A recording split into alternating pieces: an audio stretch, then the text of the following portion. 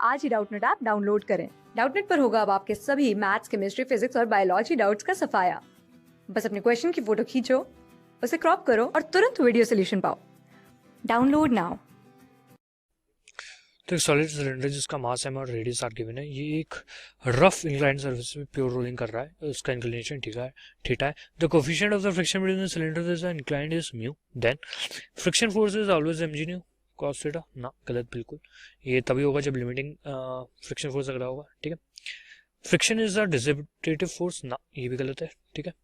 By decreasing theta the friction force decreases. तो आप देख सकते हैं कि जो अगर मैं थीटा डिक्रीज करूंगा, देखिए तो जो इसकी एक्सेलरेशन है वो क्या है, एम जी साइन थीटा, और पीछे की तरफ एफ लग रहा होगा friction minus F.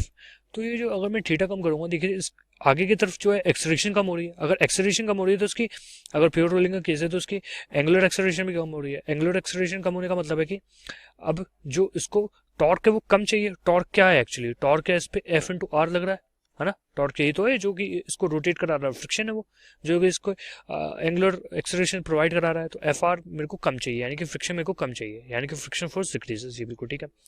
Friction opposes the transition. हाँ, फ्रिक्शन अपोज कर रहा है ट्रांजिशन को। And suppose rotation. हाँ, फ्रिक्शन की वजह से तो ये बॉडी रोटेट हो रही है। तो ये ऑप्शन ठीक है। क्लास 6 से 12 से लेके नीट, IIT, जेई मेंस और एडवांस के लेवल तक 10 मिलियन से ज्यादा स्टूडेंट्स का भरोसा।